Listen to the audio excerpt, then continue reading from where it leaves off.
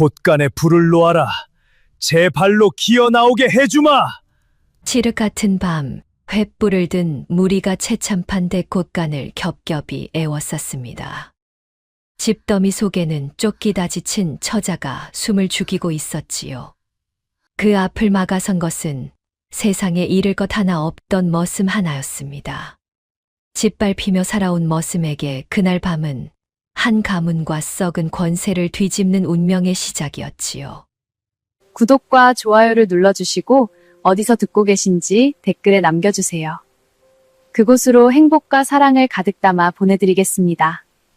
자, 그럼 오늘도 가슴 뭉클한 옛날 이야기 지금 바로 시작하겠습니다. 경기 땅 어느 고을에 채참판이라는 늙은 대감이 살고 있었습니다. 벼슬에서 물러난 지 오래라 살림은 검소했지요. 허나 사람 대접 하나는 후한 어른이었습니다. 그 댁에 무돌이라는 머슴이 하나 있었지요. 나이 23, 구릿빛 얼굴에 어깨가 떡 벌어진 사내였습니다. 부모도 없고 성도 없이 그저 무돌이라 불렸지요. 해 질 무렵이었습니다. 마당 한복판에서 마름이 무돌의 멱살을 잡고 흔들고 있었지요. 이놈 벼썸을 하나 빼돌렸지. 바른 대로 되지 못할까. 소인은 손도 안 댔습니다. 하늘이 압니다. 머슴놈 주제의 하늘을 팔아 매를 맞아야 정신을 차리겠구나. 마름의 손찌검이 무돌의 뺨을 후려쳤습니다. 무돌은 입술이 터져도 대들지 않았지요. 소인이 빼돌렸다는 그 벼썸 어디 한번 찾아보십시오. 나오거든 소인 목을 치십시오. 뭐라, 이놈이 아주 뻣뻣하구나. 마름이 다시 손을 치켜들었습니다. 대들어봤자 돌아올 것은 매질 뿐이라는 것을 이 사내는 뼈에 새기고 살았지요. 그런데도 무돌은 고개를 숙이지 않았습니다. 바로 그때였습니다. 마루에서 채참판의 기침 소리가 들려왔지요. 걔 무슨 소란이냐. 영감마님, 이놈이 벼썸을 훔쳐서. 셈은 내가 다시 해보마. 무돌아, 이리 오너라. 무돌이 흙 묻은 손을 모으고 다가섰습니다. 채참판은 터진 입술을 한참 바라보았지요. 많이 아프냐? 아닙니다. 이만한 것은 아프지도 않습니다. 채참판이 나직이 한숨을 쉬었습니다. 그러고는 뜻 모를 말을 천천히 꺼냈지요. 세상 사람들은 사람을 겉만 보고 재려하지. 허나 무돌아, 이 말을 잘 새겨두어라. 예, 영감마님. 귀하고 천한 것은 신분에 있지 않고 마음 씀씀이에 있느니라. 무돌은 그 말을 얼른 알아듣지 못했습니다. 태어나 처음으로 자신을 사람으로 봐주는 말이었으니 어찌 단박에 알아들었겠습니까? 그저 가슴 한구석이 뜨끔했을 뿐이었지요. 그만들 들어가거라. 오늘은 이만하면 됐다. 마름은 못마땅한 얼굴로 물러갔습니다. 무돌은 곳간 옆 행랑으로 돌아와 터진 입술을 소매로 닦았지요. 창밖으로 붉은 노을이 스러지고 있었습니다. 귀하고 천한 것이 마음에 있다. 대감마님도 참 별 말씀을 다 하시지. 무돌은 픽 웃고 말았습니다.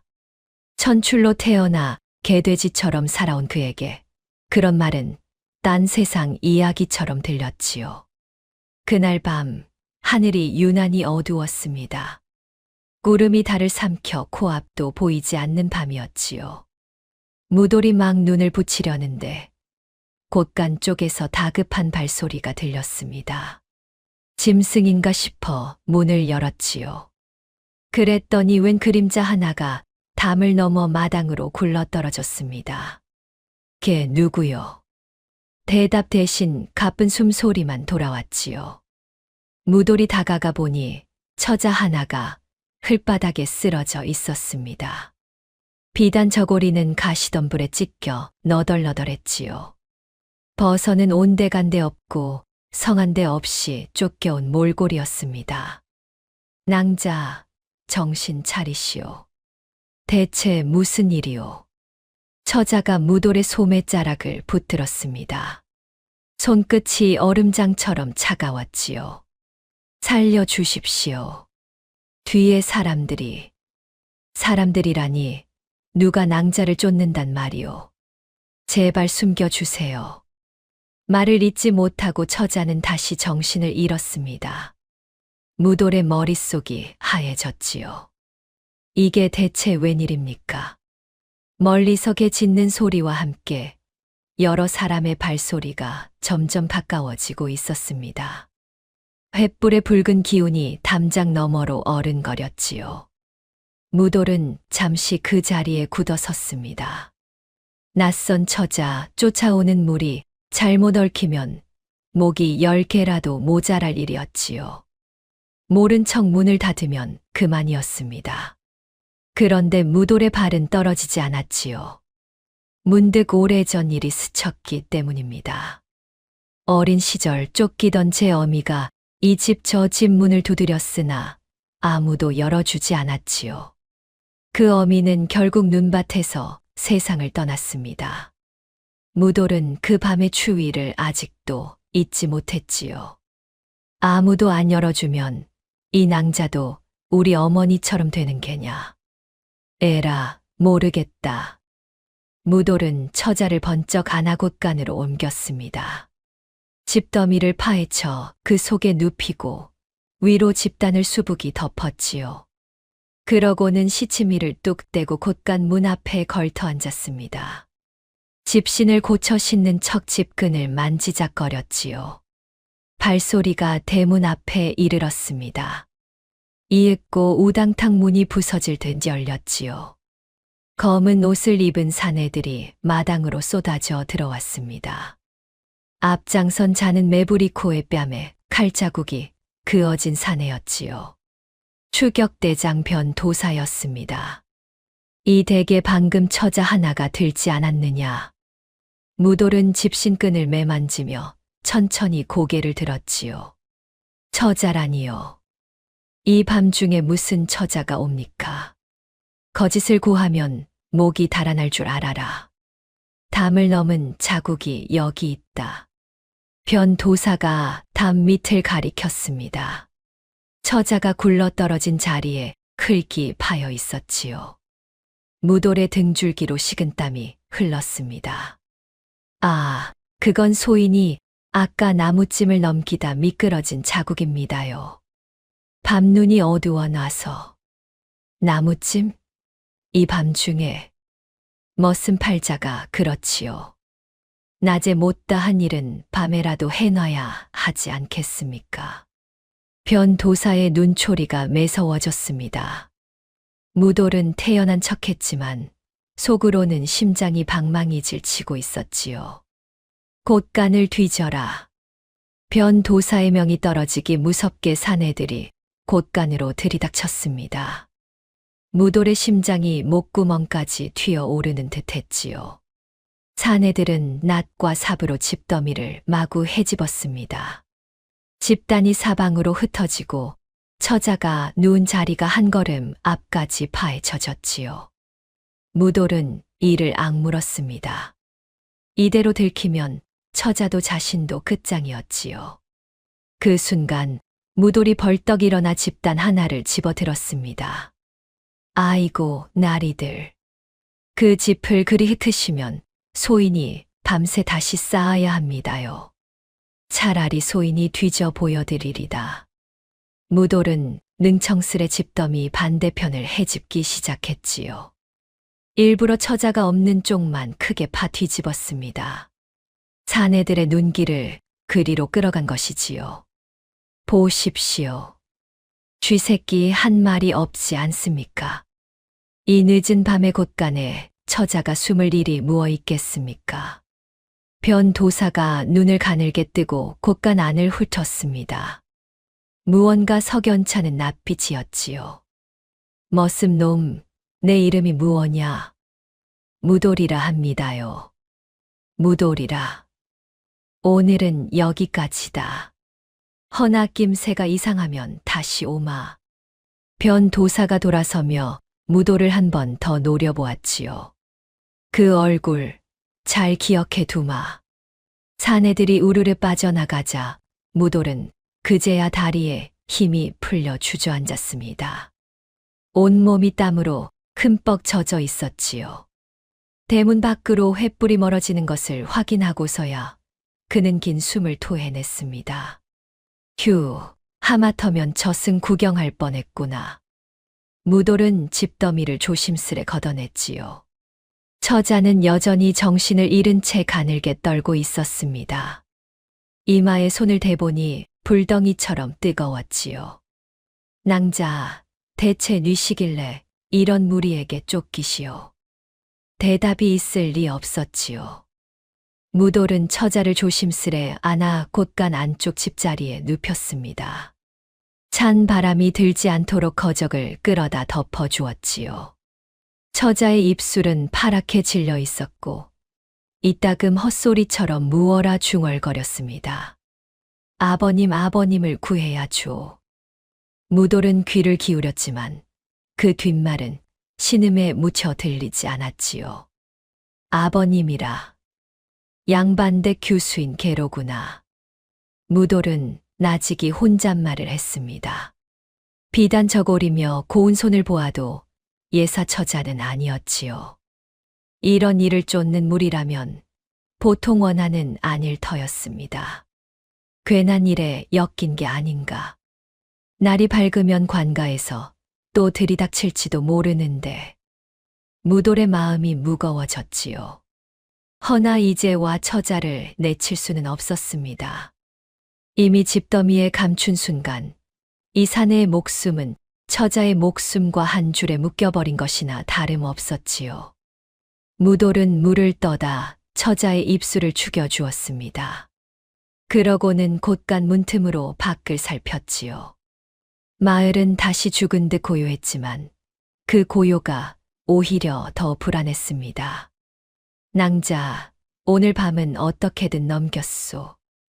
허나 날이 밝으면 어찌 될지 나도 모르오. 그러니 부디 눈을 뜨시오. 뉘신지 무슨 사연인지 말이라도 해주셔야 소인이 낭자를 살릴 방도를 찾지 않겠소. 처자는 대답 없이 앓는 소리만 냈지요. 무돌은 그 여린 어깨를 한참 바라보다 나직이 덧붙였습니다. 걱정 마시오. 소인이 곁에 있는 한 저 무리가 낭자 머리카락 한 올 건드리지 못하게 하리다. 무돌은 처자 곁에 쪼그리고 앉아 밤을 지새웠습니다. 흙과 생채기로 얼룩진 그 얼굴이 이상하게도 어딘가 눈에 익었지요. 허나 그때는 그것이 무엇을 뜻하는지 알 길이 없었습니다. 이 하룻밤이 자신의 운명을 어디로 끌고 갈지 무돌은 아직 짐작조차 하지 못했지요. 이튿날 새벽 처자가 눈을 떴습니다. 낯선 천장을 보고 소스라치게 놀라 몸을 일으켰지요. 여기가 어디입니까? 나를 쫓던 자들은 진정하시오. 여긴 채참판 대곳간이요. 그 무리는 어젯밤 돌아갔소. 무돌이 물그릇을 내밀었습니다. 처자는 떨리는 손으로 물을 받아 마셨지요. 그제야 조금 정신이 드는 모양이었습니다. 낭자를 어젯밤 담 밑에서 주워다 숨겼소. 열이 불덩이 같아 밤새 물수건을 갈았지요. 처자의 눈에 눈물이 그렁그렁 맺혔습니다. 그러더니 자리에서 일어나 무돌에게 큰 절을 올리려 했지요. 아이고 낭자, 이 무슨 짓이오. 머슴에게 절이라니 당치 않소. 아닙니다. 은인이십니다. 이 은혜를 어찌 갚아야 할지. 무돌은 얼떨결에 손을 내저었습니다. 살면서 누구에게 은인 소리를 들어본 적이 없었지요. 천대와 매질만 받고 살아온 그였으니 그 한마디가 낯설고도 묘하게 가슴을 울렸습니다. 은인은 무슨 소인 같은 것이 무슨 은인이겠소. 그보다 낭자, 대체 뉘시오. 무슨 일로 그 무리에게 쫓기는 게요. 처자는 잠시 망설였습니다. 그러다 각오한 듯 입을 열었지요. 저는 윤설이라 합니다. 한양 사는 윤 판서의 여식이지요. 윤 판서라면 그 높은 벼슬아치 말이오? 높은 벼슬이 다 무슨 소용입니까? 아버님은 지금 억울한 누명을 쓰고 옥에 갇히셨습니다. 윤설의 목소리가 가늘게 떨렸습니다. 무돌은 집단에 걸터 앉아 귀를 기울였지요. 누명이라니 무슨 누명이요? 영모라 하였습니다. 아버님이 나라를 뒤엎으려 했다고. 허나 그것은 새빨간 모함입니다. 누군가 아버님을 함정에 빠뜨린 것이지요. 세상에, 그런 큰 죄를 어찌 뒤집어 씌운단 말이오. 윤설이 소매로 눈가를 훔쳤습니다. 그날의 일을 떠올리는 듯 눈빛이 아득해졌지요. 그날 밤 관원들이 들이닥쳐 온 집안을 잡아갔습니다. 저는 유모의 손에 이끌려 뒷문으로 겨우 빠져나왔지요. 허나 유모는 산길에서 그만. 윤설은 끝내 말을 잊지 못했습니다. 무돌은 그 사연이 어떤 것인지 짐작하고도 남았지요. 쫓기다 사람을 잃는 아픔이라면 그 역시 뼈저리게 아는 것이었습니다. 유모가 숨을 거두기 전 제게 신신당부를 하였습니다. 무어라 하였소. 위험하거든 아버님의 오랜 버시신 조대감을 찾아가라고. 그분이라면 아버님을 구할 길을 아실 거라고 하였지요. 무돌의 눈이 커졌습니다. 조대감이라면 이 근방에서도 소문이 자자한 세도가였지요. 그럼 낭자는 지금 그 조대감 댁으로 가는 길이었소? 그렇습니다. 허나 산길에서 매복에 걸리고 말았지요. 조대감 댁이 지척인데 그 앞에서 저들이 저를 기다리고 있었습니다. 윤설의 말에 무돌은 고개를 갸웃했습니다. 무언가 석연찮았지요. 이상하구려. 낭자가 그리로 가는 걸 저들이 어찌 알고 길목을 지켰단 말이오. 저도 그것이 두렵습니다. 허나 지금 제게 기댈 곳은 조대감뿐입니다. 아버님을 구할 증거를 그분께 전해야 하지요. 증거라니 무슨 증거요? 윤설은 품속에서 무언가를 꺼내 보였습니다. 쪽빛술이 달린 고운 놀이개였지요. 어머니의 유품이라 했습니다. 이것이 어인 증거요. 그저 놀이개가 아니오? 저도 잘 모릅니다. 다만 아버님이 잡혀가시던 날, 어머님이 이것을 제 손에 꼭 쥐어주며 말씀하셨지요. 무슨 일이 있어도 이것만은 잃지 말라고. 이 안에 우리 가문을 살릴 것이 들었다고. 무돌은 놀이개를 물끄러미 바라보았습니다. 겉보기엔 예사 폐물이었지요. 허나 어미가 목숨처럼 지키라 했다면 예사 물건은 아닐 터였습니다. 잘 간수하시오. 아무에게도 보이지 말고. 바로 그때 곳간 문이 삐걱 열렸습니다. 두 사람은 소스라치게 놀랐지요. 문틈으로 흰 수염의 노인이 들어섰지요. 바로 최참판이었습니다. 영감마님. 무돌이 벌떡 일어나 윤설을 등 뒤로 감쌌습니다. 최참판은 놀란 기색도 없이 윤설의 얼굴을 찬찬히 살폈지요. 간밤에 소란이 있었다더구나. 어인 처자가 곳간에 들었나 했더니 최참판의 눈길이 윤설이 쥔 놀이개에 가 닿았습니다. 순간 노인의 낯빛이 크게 흔들렸지요. 그 놀이개 낭자, 미댁 여식인가. 소녀는 한양 윤 판서의 여식 윤설이라 하옵니다. 최참판의 손이 가늘게 떨렸습니다. 노인은 한동안 말을 잇지 못하다가 겨우 목소리를 냈지요. 윤 판서라. 그 어른의 여식이 어찌하여 이 꼴로. 대감마님, 혹 저희 아버님을 아십니까? 최참판은 대답 대신 눈을 감았습니다.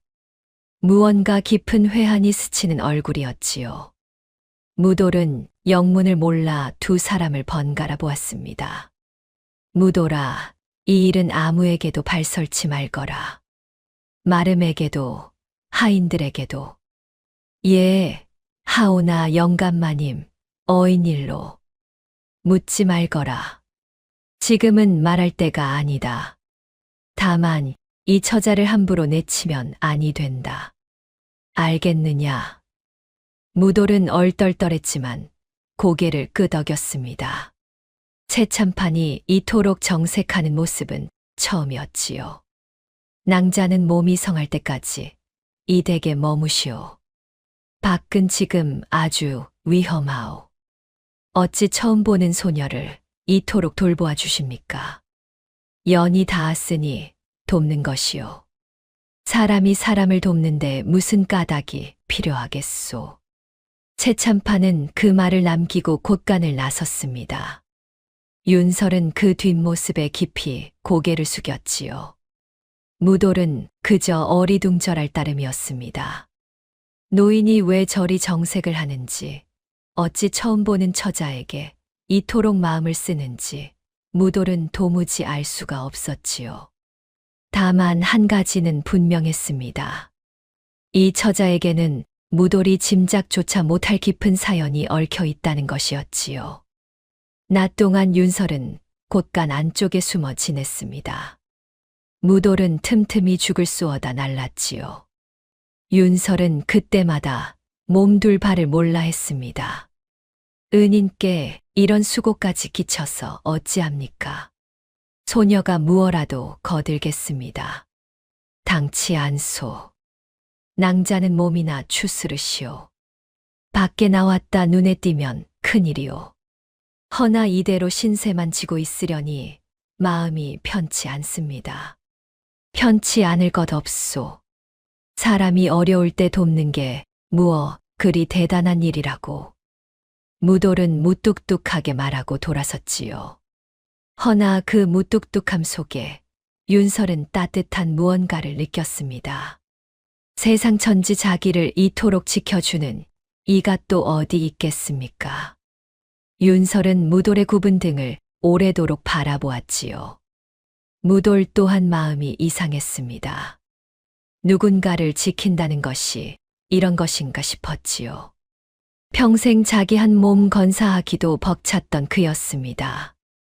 그런데 이제 지켜야 할 사람이 생긴 것이지요. 그날 저녁 마을에 흉흉한 소문이 돌기 시작했습니다. 저작거리 곳곳에 방이 나붙었지요. 들었는가? 역적의 딸을 잡는 자에게 쌀백섬을 내린다더군. 백섬이라니 그런 큰 돈을. 숨겨준 자는 삼족을 멸한다지 뭔가. 무서운 세상이야. 무돌이 저작거리에서 그 방을 보았을 때 등골이 오싹했습니다. 방에 그려진 처자의 얼굴이 바로 윤설이었지요. 백섬의 상금과 삼족을 멸한다는 으름장. 그것이 지금 무돌의 곳간을 정면으로 겨누고 있었습니다. 무돌은 방을 등지고 서둘러 발걸음을 옮겼습니다. 온 마을 사람들의 눈이 갑자기 무섭게 느껴졌지요. 누구 하나라도 낌새를 채면 그 길로 끝장이었습니다. 백섬이라. 마름이 이 소문을 들으면 무슨 짓을 할지 모른다. 아니나 다를까 집으로 돌아온 무도를 마름이 아래 위로 훑어보았습니다. 자네 요즘 곳간에 뻔질나게 드나든다며 무슨 꿍꿍이라도 있는 게냐. 무돌의 심장이 철렁 내려앉았지요. 허나 그는 태연한 척 어깨를 으쓱했습니다. 쥐가 극성이라 덫을 놓느라 그럽니다요. 벼섬 축나면 또 소인 탓하실 것 아닙니까? 흥, 쥐라. 하기야, 자네 같은 놈이 무슨 배짱으로. 마름은 코웃음을 치고 돌아섰지요. 무돌은 그제야 참았던 숨을 내쉬었습니다. 등에는 어느새 식은땀이 배어 있었지요. 이제 곳간 안의 처자는 온 마을이 눈에 불을 켜고 찾는 백섬짜리 목숨이 되어버린 것입니다. 마름의 의심, 저작거리의 방, 그리고 다시 돌아오마 하던 변 도사의 말까지. 위험은 담장 밖에서 시시각각 조여오고 있었지요. 그날 밤 무돌은 곳간으로 돌아가 윤설에게 낮은 목소리로 일렀습니다. 낭자, 밖에 낭자를 찾는 방이 나붙었소. 상금이 백섬이라 하오. 그러니 당분간은 숨소리도 죽이고 계셔야 하오. 윤설의 얼굴이 하얗게 질렸지요. 저 하나 때문에 은인께 화가 미칠까 두렵습니다. 차라리 제가 떠나는 것이. 그런 소리 마시오. 이 문 밖은 온통 낭자를 노리는 눈들 뿐이오. 지금 나가면 반나절도 못 가 붙잡히오.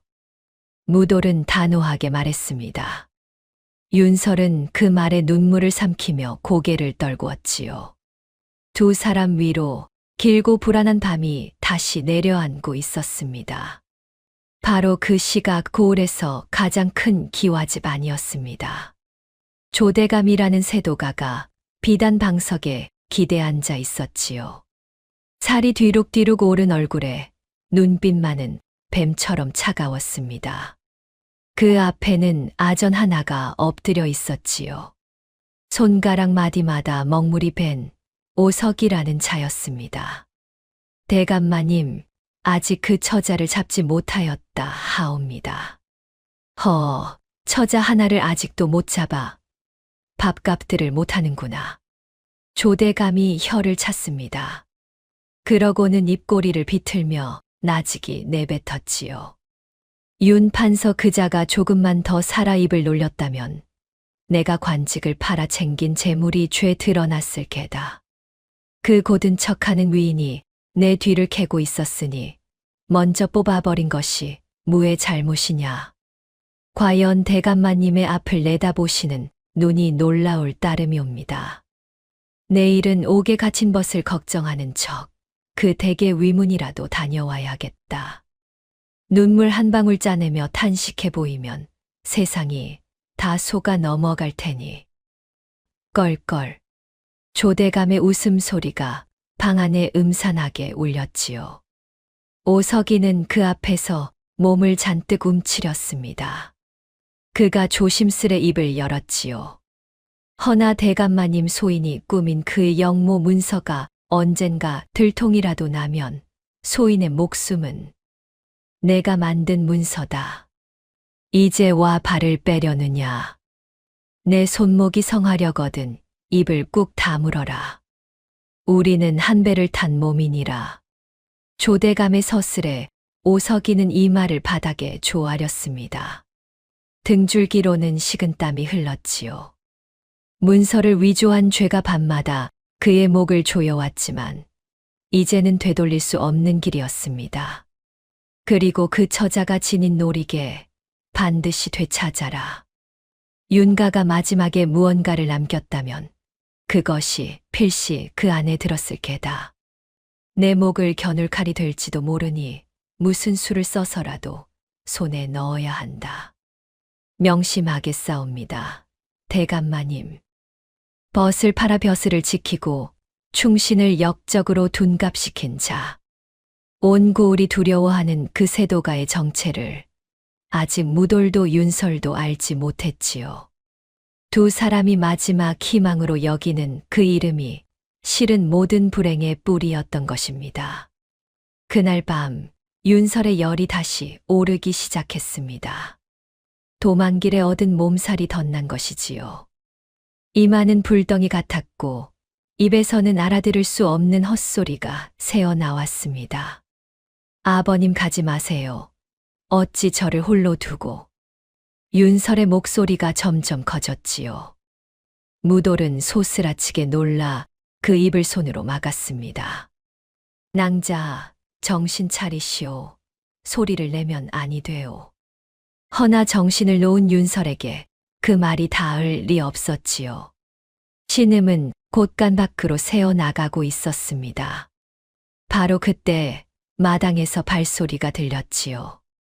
이 밤중에 곳간에서 무슨 소리가 나는 게냐? 마름의 목소리였습니다. 무돌의 온몸이 얼어붙었지요. 마름이 곳간 문을 향해 다가오고 있었습니다. 무돌은 다급히 머리를 굴렸습니다. 이대로 문이 열리면 끝장이었지요. 그 순간 무돌은 빗자루를 집어들고 곳간 문을 벌컥 열더니 마당으로 뛰쳐나가며 냅다 소리를 질렀습니다. 이놈의 고양이 어딜 도망가, 개 섞어라. 무돌은 빗자루를 휘두르며 마당 이곳저곳을 요란하게 내달렸지요. 실은 있지도 않은 고양이를 쫓는 신용이었습니다. 제 발소리와 고함으로 곳간 쪽 소리를 죄다 덮어버린 것이지요. 이 밤중에 웬 소란이냐, 고양이라니? 아, 나리. 도둑 고양이가 곳간에 들어 벼섬을 죄 헤집어 놓지 뭡니까? 어찌나 사납게 울어대는지 소인도 방금 깜짝 놀랐습니다요. 고양이 울음이었어. 나는 또 웬 여인이 우는 줄 알았지. 여인이라니요. 그놈 우는 소리가 꼭 사람 북소리 같긴 했습니다. 소인이 기어이 잡아 내쫓았으니 이제 조용할 겁니다. 무돌은 능청스레 빗자루를 툭툭 털었지요. 마름은 미심쩍은 눈으로 곳간 쪽을 힐끔거렸습니다. 허나 무돌이 문 앞을 떡하니 막아선 채 능청을 떠니 더 뒤질 구실도 마땅치 않았지요. 즉, 별 유난을 다 떤다. 어서 들어가 자기나 해. 마름이 투덜대며 돌아섰습니다. 무돌은 그가 완전히 사라진 뒤에야 곳간으로 뛰어들었지요. 윤설은 다행히 다시 잠잠해져 있었습니다. 허나 열은 여전히 펄펄 끓었지요. 이대로는 아니 되겠구나. 약을 구하지 않으면 낭자가 위태롭다. 무돌은 발을 동동 굴렀습니다. 약방에 갔다가는 상금을 노린 자들의 눈에 띌 것이 뻔했지요. 그렇다고 이대로 두면 윤설의 목숨이 위험했습니다. 무돌이 발을 구르고 있을 때 곳간 문이 조용히 열렸습니다. 최참판이 손수 약봉지를 들고 들어온 것이지요. 영감마님, 이 밤중에 어인일로 낭자의 열이 심상찮다는 걸 짐작했다. 이 약을 다려 먹이거라. 몸살에는 이만한 것이 없느니라. 무돌은 감격하여 약봉지를 받아들었습니다. 최참판은 잠든 윤설의 얼굴을 오래도록 바라보았지요. 그 눈빛에는 깊은 슬픔이 어려 있었습니다. 영감마님, 이제는 말씀해 주십시오. 대체 저 낭자와 무슨 연이 있으시길래? 최참판은 긴 한숨을 내쉬었습니다. 그러고는 나직이 입을 열었지요. 저 아이의 아비 윤판서와 나는 젊은 시절 생사를 함께한 것이었느니라. 생사를 함께한 것이라니요. 내가 모함을 받아 죽을 뻔했을 때 윤판서가 제 벼슬을 걸고 나를 구해 주었지. 그 은혜를 나는 평생 잊은 적이 없다. 그런 깊은 연이 있으셨군요. 그때 윤판서가 내게 이런 말을 하였다. 사람이 사람을 구하는데 셈을 따지면 그게 어디 사람이겠느냐고. 나는 그 말을 지금껏 마음에 품고 살았느니라. 무돌은 그 말이 어쩐지 나치었습니다. 최참판이 자기에게 늘 하던 말과 꼭 닮아 있었지요. 헌데 영감마님께서는 어이하여 이 시골에 묻혀 사십니까? 그만한 벗을 두셨다면 한양에서 떵떵거리며 사실 법도 한데요. 벼슬자리란 진창과 같아서 한 번 발을 담그면 마음이 썩기 마련이다. 나는 그 진창이 싫어 스스로 물러난 것이지. 허나 윤판서는 끝까지 조정에 남아 백성을 지키려 하였다. 그것이 화를 부른 게야. 최참판의 목소리에 회한이 짙게 배어 있었습니다. 무돌은 그제야 최참판이 왜 윤서를 감싸는지 온전히 알 수 있었지요. 옛벗에게 진 은혜를 그 딸에게라도 갚으려는 것이었습니다. 헌데 영감마님, 윤 판서 어른은 어이하여 영모 누명을 쓰신 겁니까? 그것이 바로 내가 두려워하는 대목이다. 윤 판서 같은 충신을 역적으로 몰 자라면 그 힘이 조정을 쥐고 흔드는 자일 터. 최참판의 목소리가 낮게 가라앉았습니다. 무돌은 침을 꿀꺽 삼켰지요. 무돌아, 내 한 가지만 당부하마. 저 아이가 조대감을 찾아가려 하거든 섣불리 보내지 말거라. 예, 허나 유모가 조대감을 찾아가라 유언을 남겼다 하던데요. 바로 그것이 이상하다. 윤 판서가 잡혀가던 날 밤, 저 아이가 조대감에게 간다는 걸 쫓는 자들이 어찌 미리 알았겠느냐. 길목마다 매복을 놓을 만큼 말이다. 무돌의 등줄기가 서늘해졌습니다. 최참판의 말은 한 가지 무서운 가능성을 가리키고 있었지요. 누군가 윤설의 행방을 저들에게 흘렸다는 것. 그리고 그것을 알 수 있는 자는 유모의 유언을 아는 자뿐이었습니다. 설마 조대감이... 쉿. 아직은 아무것도 단정 지어선 아니 된다. 다만 함부로 목숨을 맡겨선 아니 되느니라. 이 말만은 명심하거라. 허나 영감마님, 낭자는 조대감만 믿고 여기까지 왔습니다. 이제와 그마저 믿을 수 없다면 낭자는 어디에 기대야 합니까? 최참판은 한참을 말이 없었습니다. 노인의 주름진 얼굴에 근심이 깊게 배었지요. 바로 그것이 저들의 노림수다. 갈 곳 없는 아이를 몰아세워 스스로 함정으로 걸어 들어오게 하는 것이지. 무도라, 사람이 궁지에 몰리면 지푸라기라도 잡으려 하는 법이다. 허나 그 지푸라기가 독사일 수도 있음을 잊어선 아니 된다. 그럼 소인은 어찌해야 합니까? 내게 생각이 있다. 며칠만 시간을 다오. 그동안 저 아이를 안전히 지키는 것, 그것이 내가 할 일이다. 할 수 있겠느냐? 예, 영감마님. 소인이 목숨을 걸고 지키겠습니다. 최참판은 그런 무도를 대견한 듯 알아보았지요. 노인의 눈빛에는 믿음이 담겨 있었습니다. 최참판은 그 말을 남기고 곳간을 나섰습니다. 무돌은 밤새 약을 다려 윤설에게 먹였지요. 새벽이 되자 윤설의 열이 조금씩 내리기 시작했습니다. 동틀 무렵 윤설이 눈을 떴습니다. 정신이 조금 든 모양이었지요. 제가 밤새 헛소리를 하였습니까? 조금 하였소. 허나 무사히 넘겼으니 걱정 마시오. 은인께 또 큰 신세를 졌습니다. 소녀가 이 은공을 결코 잊지 않겠습니다. 그 은혜 소리 좀 그만하시오. 낭자가 얼른 낳는 게 소인에겐 제일 큰 갚음이오. 윤설은 무도를 물끄러미 바라보았습니다. 무뚝뚝한 말투 속에 감춰진 그 진심이 가슴 깊이 스며들었지요. 그런데 그 얼굴을 보고 있자니 어쩐지 낯설지가 않았습니다. 어디선가 본 듯한 얼굴이었지요.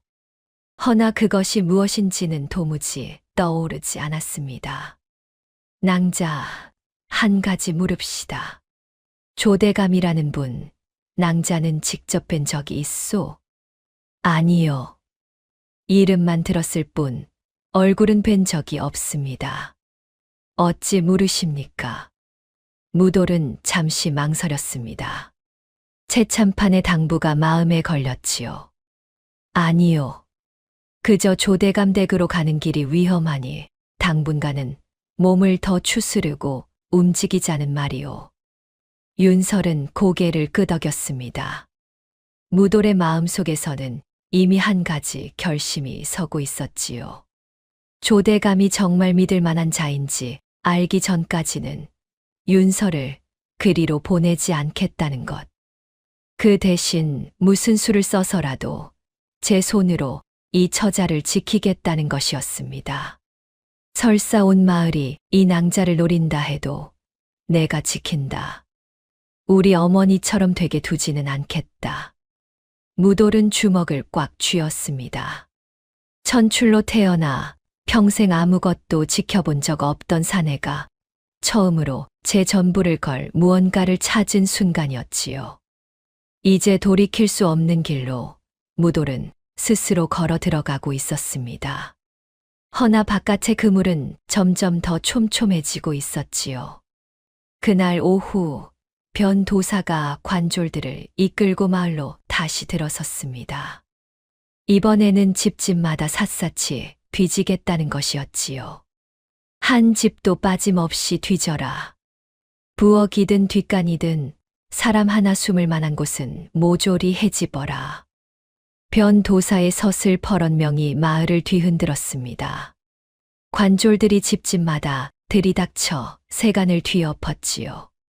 여기저기서 안악들의 비명과 아이들의 울음이 터졌습니다.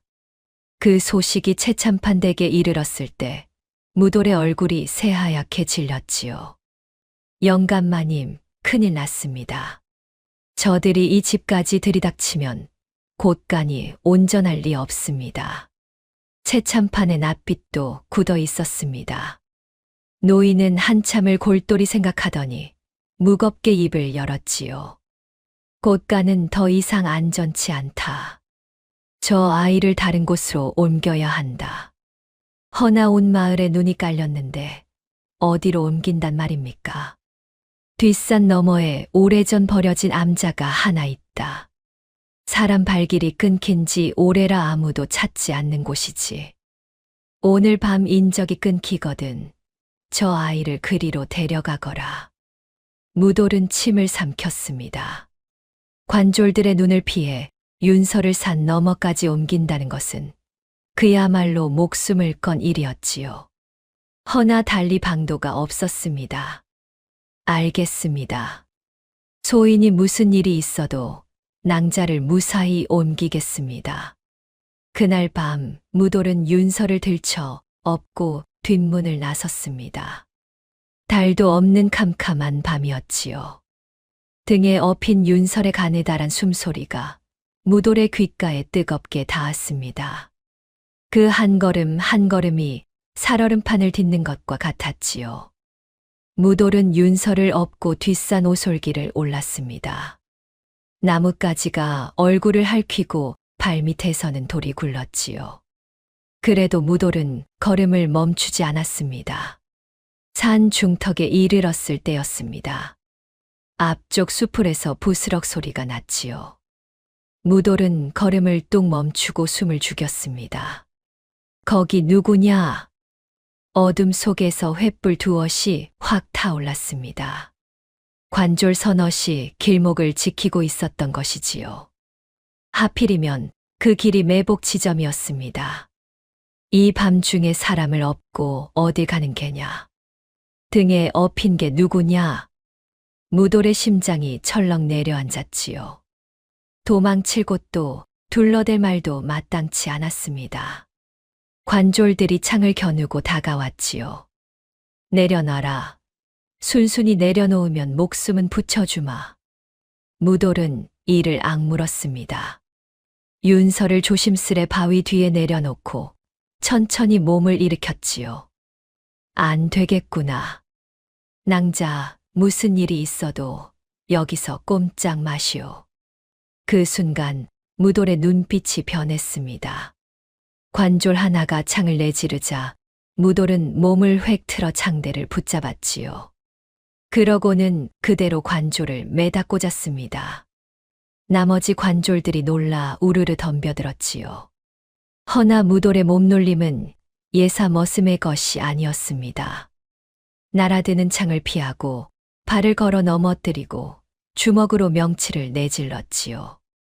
삽시간에 관졸 넷이 땅바닥에 나뒹굴었습니다. 이놈이 무슨... 살고 싶거든 썩 물러가라. 다음엔 이만큼으로 끝나지 않는다. 무돌의 서슬의 관졸들은 겁에 질려 걸음아 날 살려라 달아났습니다. 무돌은 거친 숨을 몰아쉬며 그 자리에 섰지요. 바위 뒤에서 그 광경을 지켜본 윤설은 놀라 입을 다물지 못했습니다. 은인 방금 그 솜씨는 대체 놀라게 해서 미안하오. 놈들이 다시 무리를 몰고 오기 전에 말해두리다. 무돌은 멋쩍은 듯손을 털었지요. 죽은 아버지가 변방을 지키던 군졸이었소. 어릴 적 그이가 내게 몸쓰는 법을 조금 가르쳐 주었지요. 이런데 쓸 줄은 몰랐소만 아버님께서 그런 사연이 있으셨군요. 이럴 때가 아니오. 저들이 때로 몰려오기 전에 어서 갑시다. 무돌은 다시 윤설을 업고 걸음을 재촉했습니다. 매복을 뚫고 산을 넘기까지 두 사람은 몇 번이나 가슴을 졸였지요. 마침내 뒷산 넘어 버려진 암자에 다다랐을 때는 동이 트기 직전이었습니다.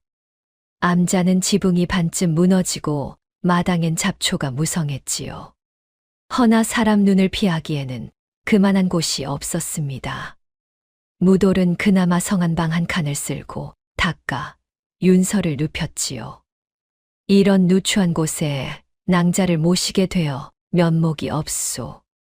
무슨 말씀을요? 은인 덕에 목숨을 부지하는 것을요. 이만한 곳이 소녀에겐 궁궐보다 낫습니다. 윤설의 말에 무돌은 피식 웃었습니다. 두 사람은 무너진 처마 아래 나란히 앉아 밝아오는 하늘을 바라보았지요. 잠시나마 쫓기는 몸이라는 것을 잊을 만큼 고요하고 평화로운 새벽이었습니다. 은희는 어쩌다 그 댁머슴이 되셨습니까? 뻔한 사연이요. 어려서 부모를 다 잃고 이 집 저 집 얻어먹다 채참판 댁에 흘러들었지요. 천출로 태어나 성도 없이 그저 목숨이나 부지하며 살아왔소.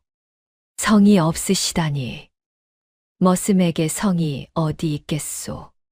사람 취급이나 받으면 다행이지요. 무돌은 담담하게 말했지만 그 속엔 오랜 서름이 배어 있었습니다. 윤설의 눈에 안쓰러움이 어렸지요. 소녀는 그리 생각하지 않습니다. 은희는 그 누구보다 귀한 분이십니다. 낭자야말로 이상한 분이요. 목숨이 오락가락하는 판에 어찌 남 걱정을 다 하시오. 제 목숨을 구해주신 분이 스스로를 천하다 여기시니 그것이 안타까워 그럽니다. 허허, 참. 낭자 같은 이는 처음 보오. 그 말에 무돌은 문득 가슴이 먹먹해졌습니다. 언젠가 꼭 이런 말을 들은 적이 있었지요. 오래전, 아주 오래전에 무돌의 머릿속에 흐릿한 기억 하나가 떠올랐습니다. 새해 전 저작거리의 일이었지요. 그날 무돌은 심부름을 갔다가 불량한 장정 몇 책에 붙들려 있었습니다.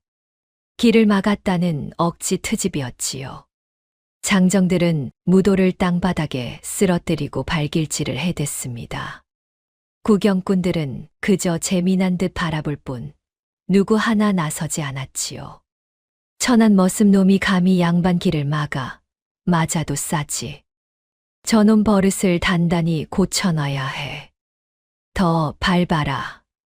구경꾼 하나가 낄낄대며 부추겼지요.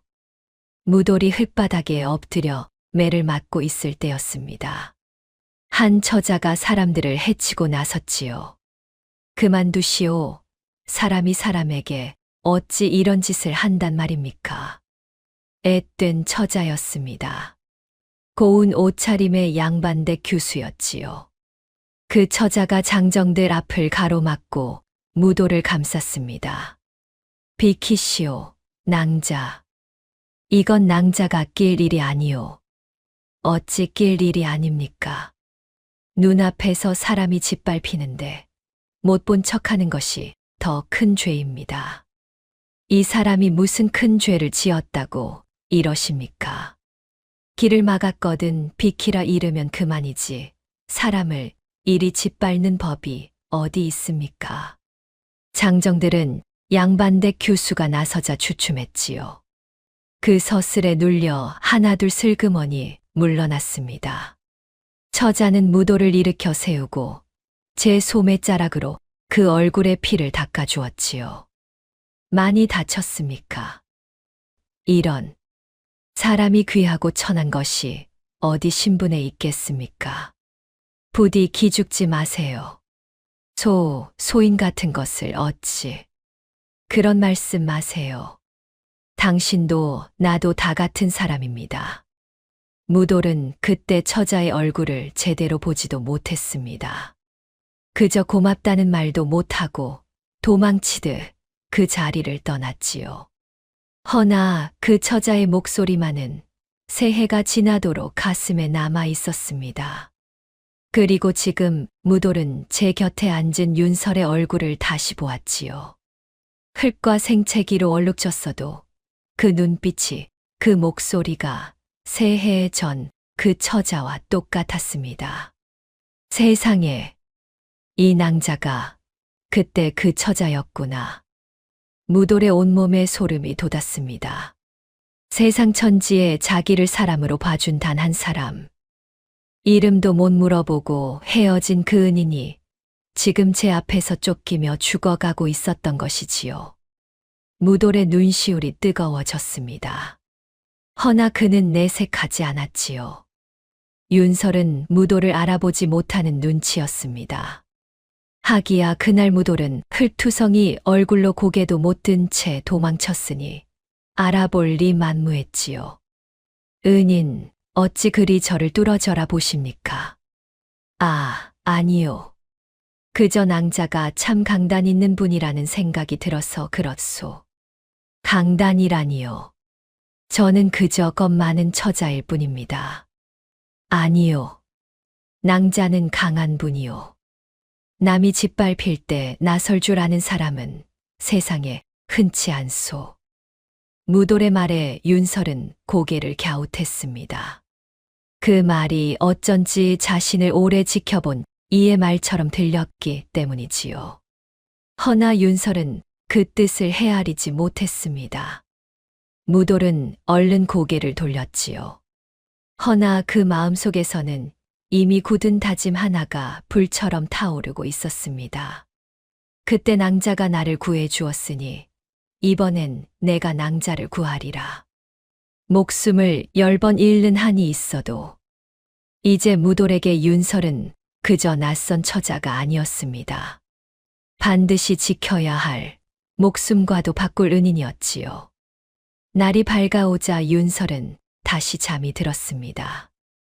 무돌은 그 곁을 지키며 잠든 얼굴을 향해 나직이 속삭였지요. 낭자는 나를 못 알아보겠지요. 허나 나는 새해 동안 한시도 낭자를 잊은 적이 없소. 그날 낭자가 없었다면 나는 사람 구실도 못하고 살았을 거요. 무돌의 눈가가 붉어졌습니다.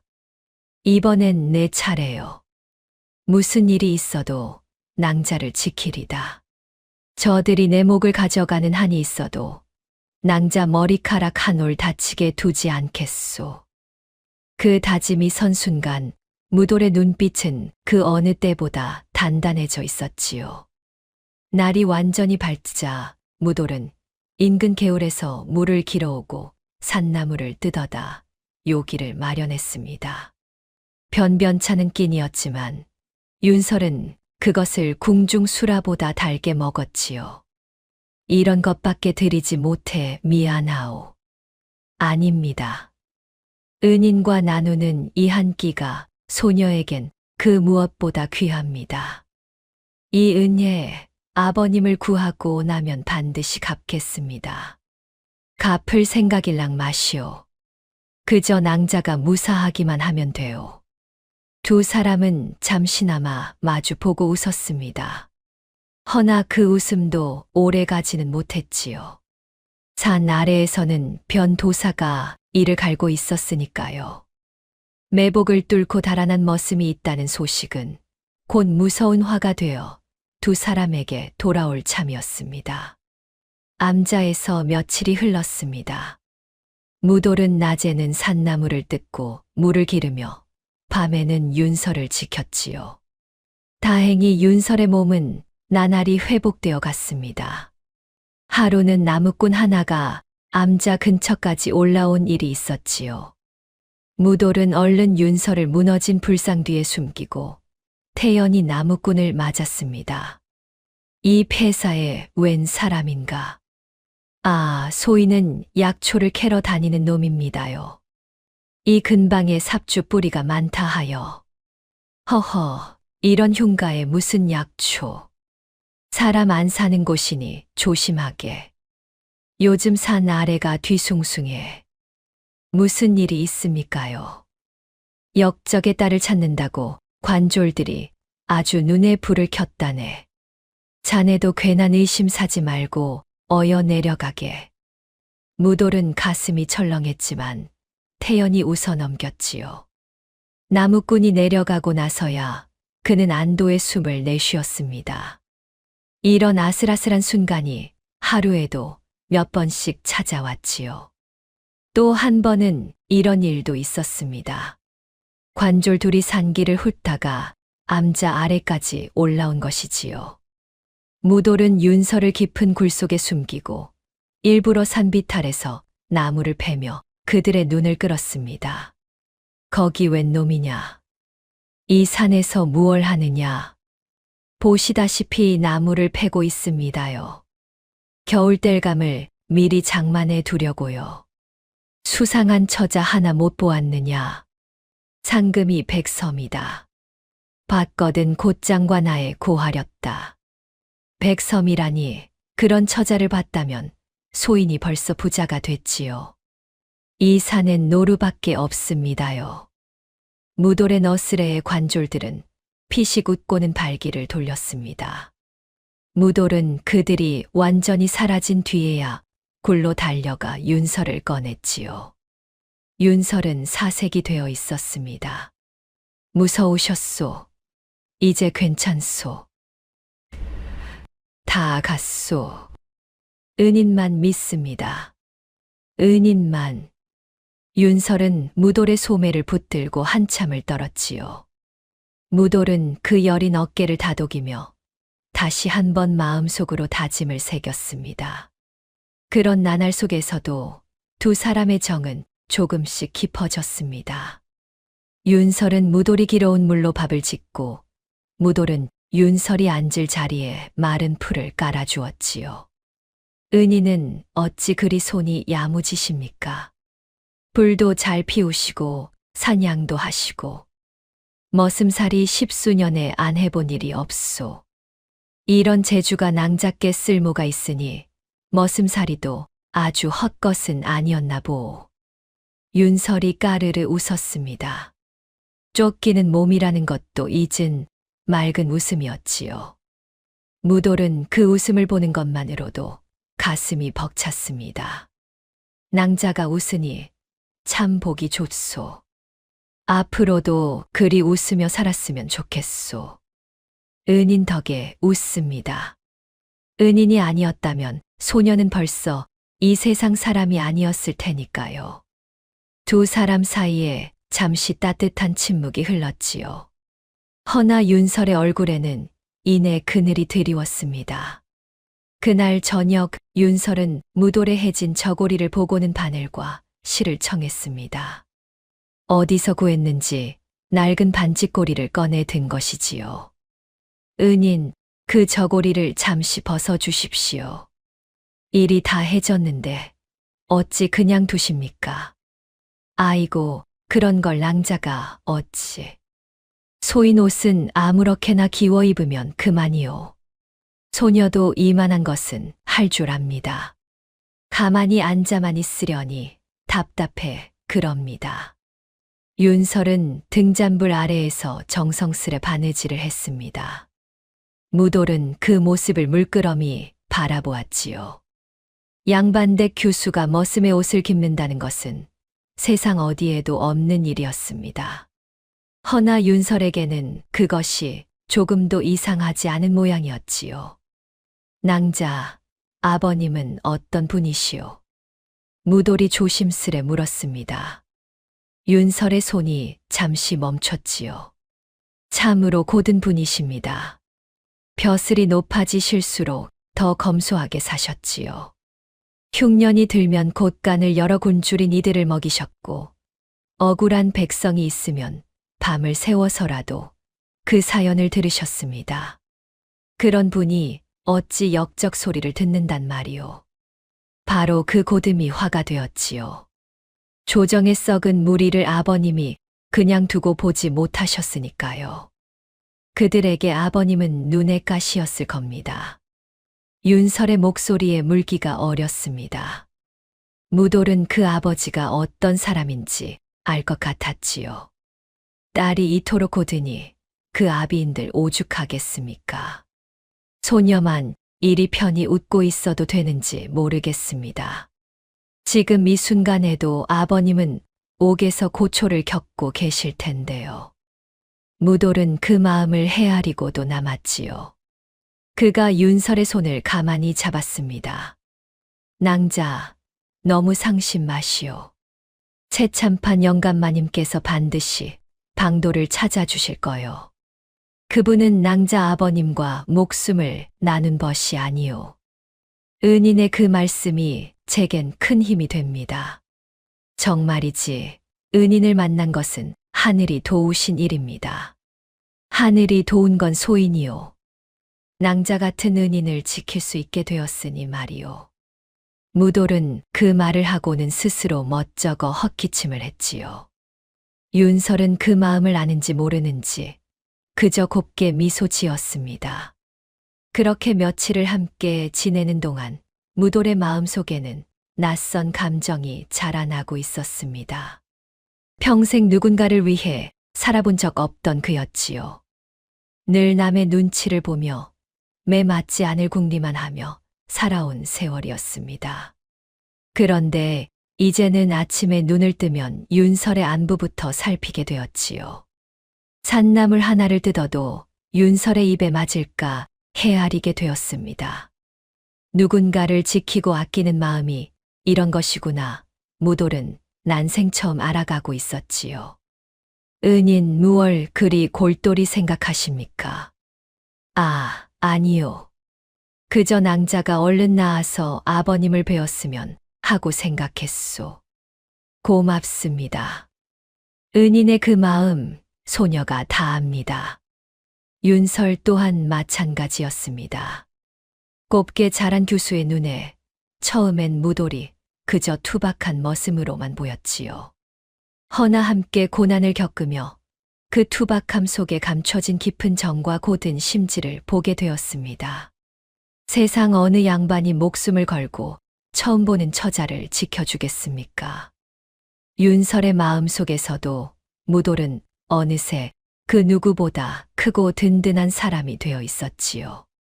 바로 그때였습니다. 암자 밖에서 인기척이 났지요. 무돌이 재빨리 몸을 일으켜 문 앞을 막아섰습니다. 누구냐? 나다, 무돌아. 문틈으로 들어선 것은 다름 아닌 최참판이었습니다. 노인은 한밤중에 몸소 산을 넘어온 것이지요. 무돌과 윤설은 반가움에 얼른 노인을 맞았습니다. 영감마님, 이 밤중에 어인걸음이십니까? 기쁜 소식을 전하러 왔다. 얘야, 이제 고생 끝이 보이는구나. 최참판의 얼굴에는 오랜만에 화색이 돌았지요. 노인은 자리에 앉아 나직이 입을 열었습니다. 내 옛벗 중에 한양에서 사헌부에 몸담은 이가 있느니라.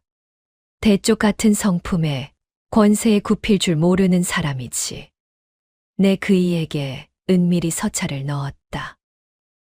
그럼 그이가 답을 보내왔다. 윤 판서의 일에 미심쩍은 구석이 많다는 것을 저도 진작 알고 있었다더구나. 증거만 확실하면 목숨을 걸고 임금께 아뢰겠노라 하였다. 윤설의 눈이 커졌습니다. 두 손을 모으고 떨리는 목소리로 물었지요. 참말이십니까, 대감마님? 그럼 아버님을 구할 수 있는 것입니까? 그렇다. 내가 지닌 그 놀이개, 그 안에 무엇이 들었는지는 모르나 내 어미가 목숨처럼 지키라 한 것이라면 필시 결정적인 것일 게다. 그것을 그이에게 전하면 판세를 뒤집을 수 있을 게야. 세상에, 아버님을 구할 수 있다니. 윤설의 눈에서 굵은 눈물이 흘렀습니다. 무돌 또한 제 일처럼 기뻐 목이 메었지요. 그토록 캄캄하던 앞길에 마침내 한 줄기 빛이 비쳐드는 듯 했습니다. 사흘 후, 인적이 끊긴 새벽에 내 직접 낭자를 데리고 한양으로 떠나마. 그때까지만 몸을 잘 숨기고 있거라. 이 크나큰 은공을 무엇으로 갚아야 할지. 대감마님, 그리고 은인. 두 분이 아니었다면 소녀는 갚을 것 없다. 옛벗에게 진 빚을 이렇게라도 갚을 수 있어 내 오히려 고맙구나. 최참판은 인자하게 웃었습니다. 무돌도 그제야 마음이 놓였지요. 이제 사흘만 버티면 이 지긋지긋한 도망도 끝이 날 참이었습니다. 무돌아, 그동안 내가 낭자를 지켜준 것 내 다 안다. 천출이니 뭐니 해도 너는 그 어느 양반보다 의로운 사내다. 이 일이 끝나거든 내 너를 면천시켜 주마. 떳떳한 양인으로 살게 해주마. 영감마님. 그 무슨 과분한 말씀을. 무돌은 눈시울이 붉어졌습니다. 면천이라니 꿈에도 바라지 못한 일이었지요. 태어나 처음으로 사람다운 삶이 손에 잡힐 듯 가까이 다가온 순간이었습니다. 그날 밤 세 사람은 오랜만에 마음 놓고 웃었습니다. 무너진 암자의 모처럼 온기가 감돌았지요. 모든 것이 잘 풀릴 것만 같았습니다. 허나 세 사람은 알지 못했지요. 이 작은 희망이 실은 더 큰 절망을 부르는 미끼였다는 것을. 최참판이 넣은 그 서찰이 엉뚱한 자의 손에 먼저 닿았다는 것을 말입니다. 산 아래 조대감의 대갓집. 조대감이 그 서찰을 손에 쥐고 서늘하게 입꼬리를 올리고 있었습니다. 최참판, 이 늙은이가 감히 다 죽어가는 판을 다시 뒤집으려 들어? 조대감의 눈에 살기가 번뜩였지요. 곁에 엎드려 있던 오석이가 조심스레 아뢰었습니다. 대감마님, 최참판이 한양의 성 대감에게 손을 뻗은 듯하옵니다. 성 대감이라면 임금께 직접 아를 수 있는 자리라. 만에 하나 그 놀이개가 그 손에 들어간다면 그 전에 싹을 잘라야지. 조대감이 손뼉을 쳐 사람을 불렀습니다. 곧 매부리 코에 변 도사가 들어와 허리를 굽혔지요. 이자는 사람을 뺀 이야기를 수안주 삼는 자로 눈빛에 핏기가 없었습니다. 부르셨습니까, 대감? 최참판 그 늙은이가 처자를 숨기고 있다. 사흘 후 그 늙은이가 처자를 데리고 움직인다니 그 전에 손을 써야겠다. 최참판을 조용히 없애고 그 처자와 숨긴 놈까지 하나도 남김없이 잡아들여라. 최참판은 벼슬을 지낸 어른인데 괜찮겠습니까? 어허, 시키면 시키는 대로 할 것이지. 허허, 소인이야, 대감께서 배라 하면 뵐 뿐이지요. 늙은이 하나 조용히 재우는 것쯤이야. 변 도사가 입맛을 다시듯 씩 웃었습니다. 조대감은 그 살기 어린 웃음이 흡족한 듯 고개를 끄덕였지요. 그 놀이개만 손에 넣으면 모든 것이 끝난다. 윤가가 마지막에 남긴 것이 그 안에 들었을 게야. 반드시 되찾아오라. 실수는 없으렸다. 명 받들겠습니다. 변 도사가 물러가자 오석이만이 방 한 구석에서 몸을 떨고 있었지요. 제 손으로 꾸민 거짓이 이제 사람 목숨까지 삼키려 하니 밤마다 잠을 이룰 수가 없었습니다. 허나 조대감 앞에서 그런 내색을 했다가는 제 목이 먼저 달아날 판이었지요. 세 사람의 희망이 무르익을수록 그들을 향한 칼날도 조용히 갈리고 있었던 것입니다. 마침내 한양으로 떠나기로 한 사흘째 날이 밝아오고 있었습니다. 아직 동도 트지 않은 캄캄한 새벽, 최참판이 예정보다 일찍 헐레벌떡 산에 올라왔지요. 무도라, 낭자, 어서 몸을 피해야 한다. 노인의 얼굴은 사색이 되어 있었지요. 무돌이 놀라 뛰어나갔습니다. 영감마님, 무슨 일이십니까? 내가 넣은 서찰이 엉뚱한 자의 손에 먼저 들어간 모양이다. 저들이 곧 이리로 들이닥친다는 걸 뒤늦게 알았다. 어서 이 산을 빠져나가야 해. 엉뚱한 자라니요. 대체 누가 서찰을 가로챈단 말입니까? 그것까지는 나도 모른다. 허나 한양으로 보낸 서찰이 새어 나갔다면 조정 깊숙이 저들의 눈과 귀가 박혀 있다는 뜻이야. 이건 예사실이 아니다. 영감마님, 그럼 낭자를 데려가려던 그 성대감이라는 분도. 성대감은 믿을 수 있다. 다만 그이에게 닿기 전에 저들이 먼저 손을 쓰려는 게지. 어서 서둘러라. 지체할 틈이 없다. 세 사람은 부랴부랴 짐을 챙겼습니다. 허나 이미 늦었지요. 암자 아래에서 횃불이 물결처럼 밀려 올라오고 있었습니다. 저기 있다. 한 놈도 놓치지 마라.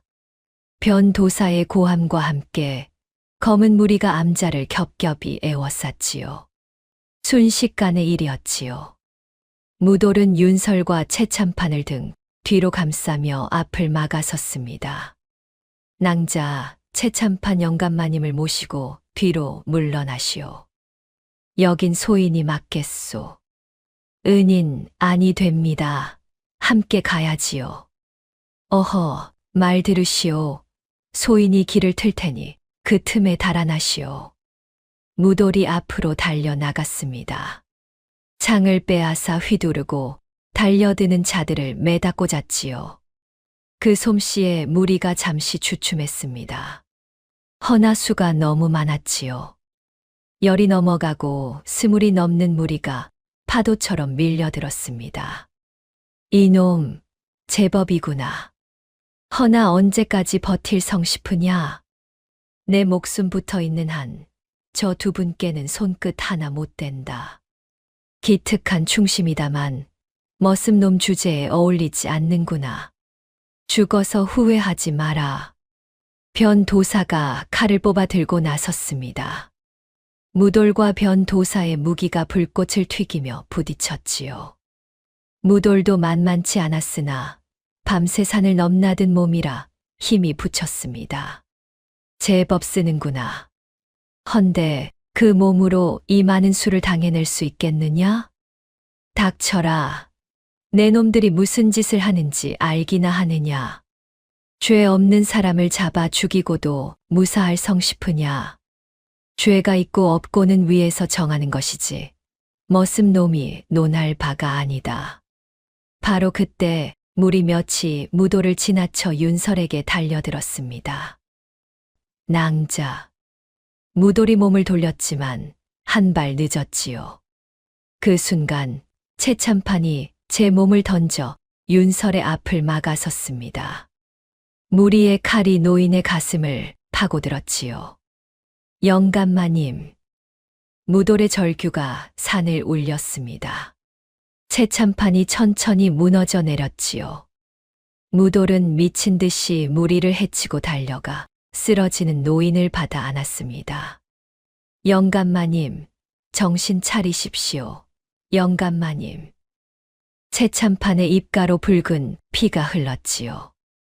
노인은 마지막 힘을 다해 무돌의 손을 붙들었습니다. 무돌아 아니, 자네. 내 이제야 자네를 자네라 부르는구먼. 영감마님, 말씀 마십시오. 소인이 곧 약을 들어라. 낭자를 지켜야 한다. 저 놀이개 안에 모든 진실이 들었다. 영감마님, 한양의 사헌부 지평성 대감을 찾아가거라. 그 일하면 임금께 아를 수 있다. 최참판의 목소리가 점점 가늘어졌지요. 노인은 마지막으로 무돌의 얼굴을 올려다보았습니다. 자네는 그 어느 양반보다 사람다운 사람이야. 부디 기죽지 말고 살거라. 그 말을 끝으로 최참판의 손이 힘없이 떨어졌습니다. 흰 수염의 노인은 그렇게 눈을 감았지요. 무돌의 눈에서 뜨거운 눈물이 쏟아졌습니다. 영감마님, 눈을 뜨십시오. 소인을 사람으로 봐주신 유일한 분이 아니십니까? 이렇게 가시면 아니 됩니다. 허나 노인은 다시 눈을 뜨지 않았지요. 평생 무도를 개돼지처럼 부리던 세상에서 오직 최참판만이 그를 사람으로 대해 주었습니다. 그 어른이 눈앞에서 세상을 떠난 것이지요. 영감마님, 영감마님. 무돌이 오열하는 사이 윤설은 재빨리 품속의 놀이개를 꺼냈습니다. 이것마저 빼앗기면 아버지를 구할 길이 영영 사라진다는 것을 윤설은 알고 있었지요. 윤설은 무너진 불상 뒤로 다가가 갈라진 틈새에 놀이개를 깊숙이 밀어 넣었습니다. 부디 무사히 있어다오. 최참판을 끌어안고 오열하던 무돌도 눈물 너머로 그 모습을 얼핏 눈에 담아두었지요. 바로 그때 무리의 손이 윤설의 머리채를 낚아챘지요. 찾았다. 이 처자가 역적의 딸이다. 잡아라. 놓아라. 이건 놓지 못하느냐. 윤설이 발버둥 쳤지만 소용없었습니다. 무돌이 벌떡 일어나 달려들었지요. 허나 그 순간 뒤에서 날아든 몽둥이가 무돌의 뒤통수를 후려쳤습니다. 무돌은 눈앞이 아득해지며 그대로 고꾸라졌지요. 이 머슴 놈이 감히 나라시를 방해해. 이놈도 잡아 끌고 가라. 아주 능지처참을 시켜주마. 변도사는 쓰러진 최참판의 주검을 흘끗 내려다보더니 혀를 끌끌 찼습니다. 늙은이가 괜히 나섰다가 곱게 못 갔구먼. 이래서 오지랖이 무서운 게야. 변도사가 아무렇지 않게 침을 뱉으며 명했습니다. 사람 목숨을 파리처럼 여기는 그 눈빛에 무리조차 등골이 서늘해졌지요. 무리가 정신을 잃은 무도를 밧줄로 꽁꽁 묶었습니다. 윤설은 끌려가며 목이 터져라 무도를 불렀지요. 은인, 은인, 정신 차리세요, 은인. 허나 무돌은 대답이 없었지요. 캄캄한 어둠이 그의 의식을 삼켰습니다. 그렇게 두 사람은 붙잡혀가나 옥사로 끌려갔지요. 차가운 새벽바람이 최참판의 주검 위를 소리 없이 스치고 있었습니다. 이튿날 무돌이 눈을 떴을 때 그는 차가운 옥사 바닥에 누워 있었습니다. 온몸이 쑤시고 머리가 깨질 듯 아팠지요. 그리고 하나둘 그날 밤의 일이 떠올랐습니다. 최참판의 죽음, 끌려가던 윤설의 절규. 영감마님 낭자. 무돌은 두 손으로 얼굴을 감쌌습니다. 지켜주겠노라 그토록 다짐했건만 은희는 끌려가고 자신을 걷어준 노인은 목숨을 잃었지요. 세상이 온통 무너져 내린 것만 같았습니다. 옥사 밖에서 옥졸들이 수군거리는 소리가 들려왔지요. 그 처자 말이야, 모래 저작거리에서 목을 벤다더군. 역적의 딸이라 본보기로 삼는다지. 아직 18밖에 안 됐다던데. 쯧쯧, 불쌍하기도 하지. 말 조심하게. 조대감 날이 귀에 들어가면 우리 목이 달아나. 그 말에 무돌의 심장이 얼어붙었습니다. 모레면 윤설이 처형된다는 것이었지요. 게다가 방금 옥졸의 입에서 조대감이라는 이름이 흘러나왔습니다. 조대감이라 하였겠다. 그럼 이 모든 일의 뒤에 그자가 최참판 영감마님의 말씀이 옳았구나. 무돌은 옥문을 붙들고 흔들었습니다. 이보시오. 그 처자는 죄가 없소. 진짜 죄인은 따로 있단 말이오. 내 말 좀 들어보시오. 어허, 시끄럽다. 역적을 감싼 놈이 무슨 헛소리냐. 조용히 하지 못해. 옥졸이 창살을 탕탕 두드렸지요. 무돌은 목이 터져라 외쳤지만 아무도 그의 말에 귀 기울이지 않았습니다. 제발 그 처자를 살려주시오. 나를 대신 죽여도 좋소. 제발. 허나 돌아오는 것은 냉랭한 비웃음뿐이었지요. 무돌은 힘없이 바닥에 주저앉았습니다. 안 된다, 낭자를 살려야 해. 이렇게 있을 순 없어. 허나 손발이 묶인 옥중의 몸으로 무돌이 할 수 있는 것은 아무것도 없었지요. 한편 옥사 저편 다른 칸에는 윤설이 갇혀 있었습니다. 갇힌 뒤로 물 한 모금 제대로 못 넘긴 윤설의 얼굴은 핏기 하나 없었지요. 그런 윤설 앞에 변도사가 다시 찾아왔습니다. 낭자, 순순히 말하는 게 좋을 게요. 그 노리개 어디다 감췄소? 모릅니다. 도망 중에 잃어버렸습니다. 거짓말 마라. 내 어미가 목숨처럼 지키라 한 물건을 잃어버려? 바른 대로 되면 목숨만은 살려주마. 차라리 죽이십시오. 그것만은 결코 말하지 않겠습니다. 윤설은 입술을 깨물며 고개를 돌렸지요. 변도사가 이를 갈았습니다. 독한 처자로구나. 좋다. 모레 형장에서도 그리 버틸 수 있는지 두고 보자. 변도사가 씩씩대며 물러갔습니다. 홀로 남은 윤설은 얼굴을 파묻고 흐느꼈지요. 아버지도 은인도 목숨을 걸고 지켜준 최참판마저도 곁에 없었습니다. 은인 부디 살아만 계세요. 그거면 됩니다. 같은 하늘 아래 쇠창살을 사이에 두고 두 사람은 서로의 안위만을 빌며 캄캄한 밤을 보냈지요. 형장의 날은 무심하게 하루하루 다가오고 있었습니다. 모든 것이 끝난 것만 같았지요. 옥사에 갇힌 지 사흘째 밤이었습니다. 무돌은 차가운 바닥에 웅크린 채 잠을 이루지 못했지요. 내일이면 윤설이 형장으로 끌려간다는 것을 그는 알고 있었습니다. 소인 같은 것이 무얼 할 수 있겠나. 천출로 태어나 평생 매나 맞고 살아온 놈이. 무돌은 스스로를 자책했습니다. 은인을 지키겠노라 다짐했건만 최참판은 죽고 윤설은 형장으로 끌려가는데 자신은 옥에 갇혀 손 하나 까딱 못하고 있었지요. 그때 최참판의 목소리가 귓가에 되살아났지요. 귀하고 천한 것은 신분에 있지 않고 마음 씀씀이에 있느니라. 무돌은 번쩍 고개를 들었습니다. 그리고 새해 전 저작거리에서 자신을 감싸준 윤설의 목소리도 함께 떠올랐지요. 사람이 귀하고 천한 것이 어디 신분에 있겠습니까? 부디 기죽지 마세요. 두 사람이 남긴 말이 무돌의 가슴 속에서 불꽃처럼 되살아났습니다. 그래, 내가 천출이라 못할 게 뭐란 말이냐. 마음이 사람을 사람으로 만드는 것이라면 나는 이대로 주저앉을 수 없다. 무돌의 눈에 다시 빛이 돌았지요. 최참판이 마지막으로 남긴 말이 떠올랐습니다. 노리개 안에 진실이 있고 한양의 성 대감을 찾아가라던 그 유언이었지요.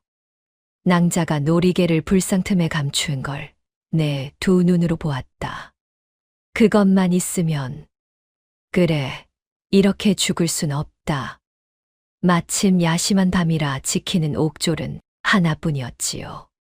무돌은 배를 움켜쥐고 신음을 내기 시작했습니다. 아이고, 배야, 사람 살려. 배가 뒤틀려 죽겠소. 이 밤중에 웬 소란이냐. 아이고, 옥졸 나리. 소인이 뭘 잘못 먹었는지 창자가 끊어지는 것 같소. 물 한 모금만. 옥졸이 투덜대며 옥문을 열고 들어섰지요. 바로 그 순간이었습니다. 무돌이 벼락같이 몸을 일으켜 옥졸의 뒷목을 내리쳤습니다. 옥졸은 비명 한 번 못 지르고 스르르 쓰러졌지요. 무돌은 옥졸의 허리에서 열쇠를 빼내 옥문을 열고 담을 넘어 어둠 속으로 몸을 던졌습니다.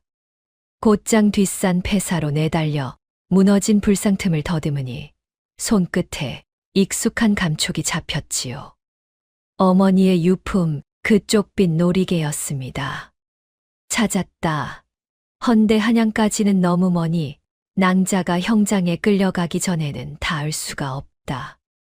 무돌은 이를 악물고 놀이개 속에 무엇이 들었는지 제 눈으로 확인하기로 했습니다.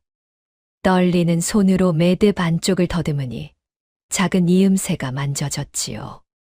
조심스레 그것을 열자 얇게 접힌 비단 조각이 툭 떨어졌습니다. 그 위에는 깨알 같은 글씨가 빼곡히 적혀 있었지요.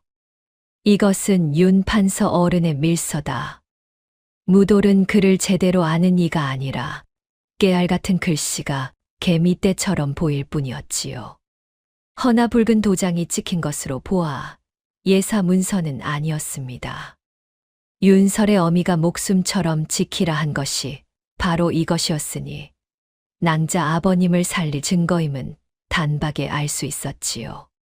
내용은 몰라도 상관없다. 사람들 앞에서 글 아는 이에게 읽히면 된다. 형장으로 가자. 무돌은 밀서를 품고 형장을 향해 달렸지요. 이튿날 아침 저작거리 형장에는 역적의 딸을 구경하려는 사람들이 구름처럼 모여들었습니다. 형틀에는 윤설이 묶여 있었지요. 며칠 사이 초췌해졌으나 그 눈빛만은 죽지 않았습니다. 높은 자리에는 기름진 얼굴의 조대감이 거드름을 피우며 앉아 있었습니다. 그 곁에는 변도사가 칼을 차고 서 있었지요. 역적 윤판서의 딸을 처형하여 나라의 기강을 바로 세운다. 형을 집행하라. 조대감의 명이 떨어지자 형을 집행할 호위 무사가 큰 칼을 치켜들었습니다. 윤설은 눈을 감고 마지막 순간을 기다렸지요. 바로 그때였지요. 멈춰라. 우렁찬 외침과 함께 한 사내가 사람들을 해치고 형장으로 뛰어들었습니다. 바로 무돌이었지요. 무돌은 곧장 윤설 앞으로 달려가 두 팔을 벌려 그 앞을 막아섰습니다. 은인, 낭자, 늦어서 미안하오. 이제 소인이 왔소. 무돌의 등장에 형장이 발칵 뒤집혔지요. 조대감이 자리를 박차고 일어났습니다. 저놈은 옥에 있어야 할 머슴놈이 아니냐. 어서 저놈을 잡아라. 잠깐, 이걸 보고도 그런 소리가 나오는지 봅시다. 무돌이 품에서 밀서를 꺼내 높이 치켜들었습니다. 그러고는 형장이 떠나가라 외쳤지요. 여기 윤판서 어른의 밀서가 있소. 영모는 새빨간 모함이오. 진짜 역적은 저기 앉은 조대감이란 말이오. 구경꾼들이 술렁이기 시작했습니다. 조대감의 얼굴이 일그러졌지요. 저놈이 미쳤구나. 그건 새빨간 위조 문서다. 저놈을 당장 베어라. 위조라니. 이것은 윤판서 어른이 목숨을 걸고 남긴 것이요. 떳떳하거든 이 자리에서 낱낱이 읽어보라 하시오. 무엇이 두려워 베라고만 하시오. 무돌과 조대감이 팽팽히 맞섰습니다. 조대감은 얼굴이 벌개져 소리쳤지요. 천한 머슴놈이 감히 조정 대신을 모함해. 여봐라, 저 죄인들을 당장 처형하라. 어명이다. 바로 그 순간이었습니다. 형장 밖에서 요란한 말발굽 소리가 울려 퍼졌지요. 모두 멈추어라. 사헌부에서 나왔다. 관복을 입은 한 무리가 형장으로 들이닥쳤습니다. 앞장선 이는 백발이 성성한 노대신, 바로 사헌부 지평 성대감이었지요. 채참판에 버시자 그가 마지막까지 믿었던 사람이었습니다. 조대감, 이게 대체 무슨 짓이오? 조정의 재가도 없이 함부로 사람을 처형하려 들다니. 성대감, 이건 역적의 딸을. 닥치시오. 윤 판서의 옥사에 미심쩍은 구석이 많아 내 임금의 명을 받들어 진상을 밝히러 왔소. 한데 그대가 이리 서둘러 증인을 없애려 하다니 그 속이 훤히 들여다 보이는구려. 성대감이 무돌에게서 밀서를 받아 펼쳤습니다. 그러고는 좌중이 다 듣도록 소리내어 읽어 내려갔지요. 나 윤아묵의 죽음을 앞두고 이 글을 남긴다. 나를 역적으로 못 이는 조대감이요. 그 손발이 되어 영모 문서를 손수 꾸민 자는 조대감의 아전 오석이라. 위조한 원본이 그자의 손에 있으니 이 글을 보는 이는 부디 그 죄를 밝혀다오. 성대감이 읽기를 마치자 형장은 물을 끼얹은 듯 조용해졌습니다. 윤 판서의 필적과 인장 앞에 조대감의 낯빛이 하얗게 질렸지요. 이것은 위조된 글이오. 죽은 자의 필적쯤 얼마든지 꾸며낼 수. 바로 그 순간이었습니다. 밀서에 적힌 그 이름을 들은 무돌의 눈이 번뜩였지요. 무돌은 조대감의 무리를 향해 손가락을 곧게 뻗었습니다.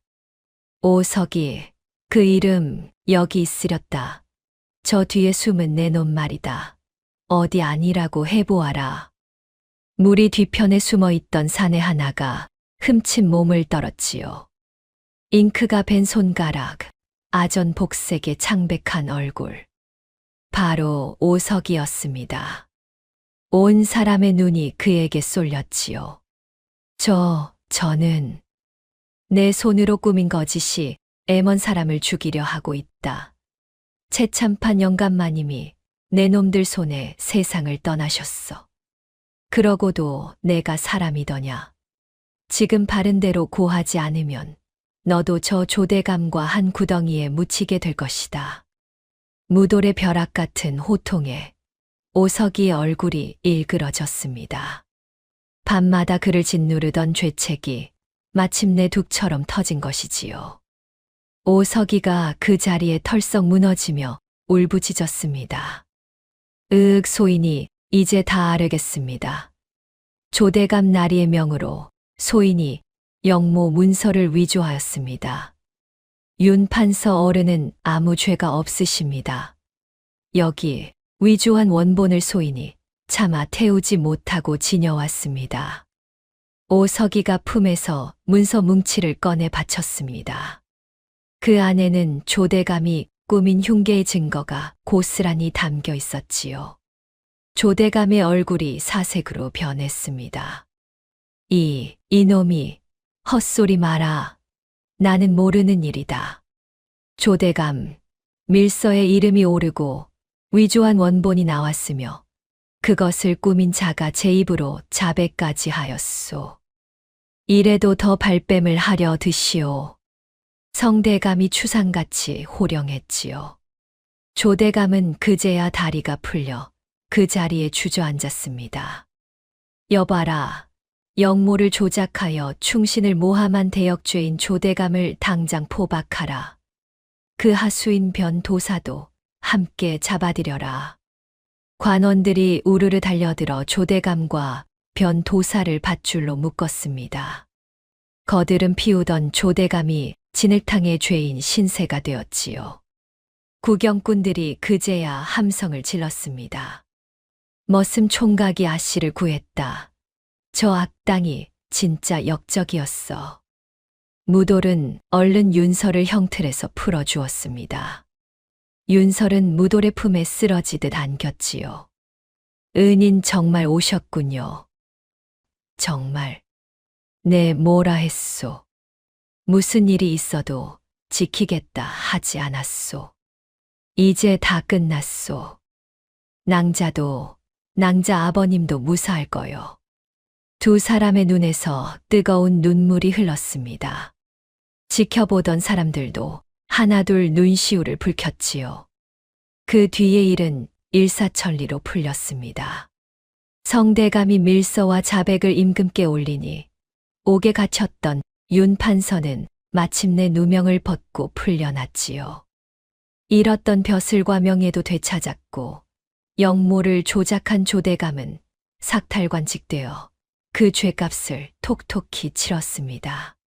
한양에서 내려온 윤 판서는 딸을 살린 무돌의 손을 부여잡고 눈물을 흘렸습니다. 자네가 내 딸을 살렸네. 이 은혜를 어찌 갚아야 할지. 헌데 자네, 혹 성이 무언가. 소인은 성도 없는 머슴이옵니다. 그러자 곁에 있던 성 대감이 무언가 떠오른 듯 입을 열었지요. 가만 무돌이라 하였나. 자네 부친이 혹 변방을 지키던 군졸이 아니었나. 그렇습니다. 소인의 아비가 변방 수졸이었다. 들었습니다. 네, 이제야 알겠네. 오래전 윤 판서가 변방에서 도적대에 목숨을 잃을 뻔했을 때 제 몸을 던져 그를 구하고 세상을 떠난 군졸이 있었네. 바로 자네 부친일세. 윤 판서의 눈이 크게 떨렸습니다. 그 역시 평생 잊지 못한 은인이었지요. 세상에 그 은인의 아들이 다시 내 딸을 살렸단 말인가. 이것이 하늘의 뜻이 아니고 무엇이겠는가. 윤 판서는 그 자리에서 무도를 면천시키고 아비의 공을 기려 떳떳한 이름을 내려주었습니다. 천출로 태어나 성도 없던 무돌이 마침내 어엿한 양인이 된 것이지요. 무돌은 벅찬 가슴으로 하늘을 올려다보았습니다. 저작거리에서 매를 맞고 고개도 못 들던 그 머슴은 이제 어디에도 없었지요. 그 자리에는 제 이름을 떳떳이 밝힐 줄 아는 당당한 사내가 서 있었습니다. 이제 소인은 나니 저는 떳떳한 이름을 가진 사람입니다. 그 말에 윤설이 무도를 물끄러미 올려다보았습니다. 흙과 두려움에 가려져 있던 그 얼굴을 이제야 환한 햇살 아래에서 똑똑히 마주한 것이지요. 그 순간 윤설의 눈이 크게 흔들렸습니다. 은인 어쩐지 처음부터 낯이 익다 했습니다. 혹 새해 전 저작거리에서 무돌의 가슴이 철렁 내려앉았지요. 불량한 자들에게 매를 맞던 이가 있었지요. 소녀가 그 앞을 막아섰고요. 그때 그 사람이 바로 은인이셨습니까? 무돌은 나직이 고개를 끄덕였지요. 그렇소. 그날 낭자가 아니었다면 나는 사람 구실도 못하고 살았을 거요. 새해 동안 나는 그 목소리를 한시도 잊은 적이 없소. 그러다 곳간에 쓰러진 낭자를 보고 뒤늦게 알아보았지요. 어찌하여 진작 말씀하지 않으셨습니까? 천출인 내가 무슨 낯으로 그 말을 하겠소. 그저 이번엔 내가 낭자를 지킬 차례라고 그리 마음먹었을 뿐이요. 윤설의 눈에서 눈물이 주르륵 흘렀습니다. 새해 전 저작거리에서 스친 짧은 인연이 돌고 돌아 서로의 목숨을 구하는 운명이 된 것이지요. 두 사람은 서로를 바라보며 나직이 웃었습니다. 세월이 흘러 무돌과 윤설은 100년 가약을 맺었습니다. 신분의 벽을 넘어 맺어진 두 사람의 혼례에 온 고을 사람들이 제1처럼 기뻐했지요. 혼례 날 곱게 단장한 윤설이 무도를 바라보며 나직이 불렀습니다. 서방님. 무돌은 그 한마디에 코끝이 시큰해졌지요. 세상 천지 잃을 것 없던 머슴이 이제는 지키고 사랑할 사람이 있는 사내가 된 것입니다. 사람의 값어치는 태어난 자리가 아니라 그 마음을 어떻게 쓰느냐에 달려 있는 법이지요. 귀하고 천한 것은 신분이 아니라 마음 씀씀이에 있다던 옛 어른의 말씀은 오늘날까지도 이렇게 전해 내려오고 있습니다. 다음 영상을 빠르게 만나보시려면 좋아요와 구독을 눌러주세요. 지금 화면에 나오는 더 재미있는 영상들도 함께 해주세요. 그럼 모두 행복한 하루 보내세요. 감사합니다.